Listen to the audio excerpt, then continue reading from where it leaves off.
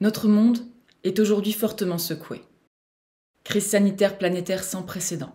6e extinction massive qui a déjà débuté. Les signaux d'alarme se multiplient. Face à l'urgence écologique, le droit de l'environnement créé il y a quelques années montre ses limites. À l'ère de l'Anthropocène, des changements transformateurs sont nécessaires pour assurer des objectifs de développement durable. À cet égard, le droit du vivant peut avoir son rôle à jouer. Il repose sur des textes fondateurs à vocation internationale. Ces textes, au nombre de 2, le premier, la Déclaration sur la personnalité juridique de l'animal, dite Déclaration de Toulon, proclamée le 29 mars 2019. Elle est la réponse juridique à la Déclaration de Cambridge, qui affirmait, 7 ans plus tôt, que les animaux disposent des substrats neurologiques de la conscience. Puisque les animaux sont des êtres vivants, sensibles, intelligents, conscients, le droit doit en tirer les conséquences. C'est pourquoi la Déclaration de Toulon affirme qu'aux yeux du droit, les animaux doivent être considérés comme des personnes et non des choses. Le second texte fondateur est la Charte du droit du vivant.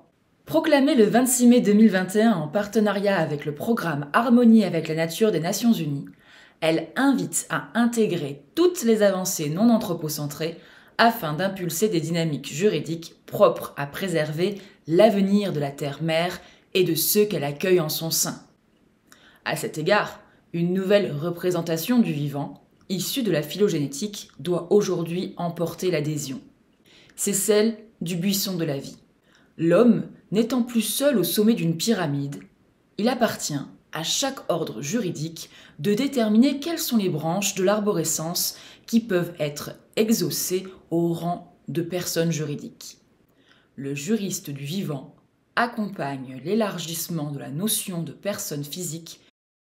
S'inscrivant dans la soft law, c'est-à-dire un droit non contraignant, les textes fondateurs du droit du vivant se diffusent à travers le monde au soutien de la jurisprudence de la Terre. Encore récemment, un groupe de sénateurs mexicains a déposé 2 projets de réforme institutionnelle. L'un visant à modifier la Constitution, l'autre visant à modifier le Code civil.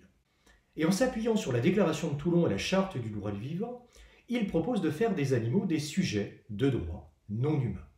Il en est de même devant l'Assemblée constituante du Chili, où la Déclaration de Toulon appuie les avancées souhaitées en droit des animaux et de la nature. La transmission du savoir peut aussi contribuer au changement de paradigme non anthropocentré. Aussi, le diplôme universitaire français en droit des animaux de Toulon vient d'enrichir son offre d'enseignement d'une matière inédite portant sur le droit du vivant et la jurisprudence de la Terre.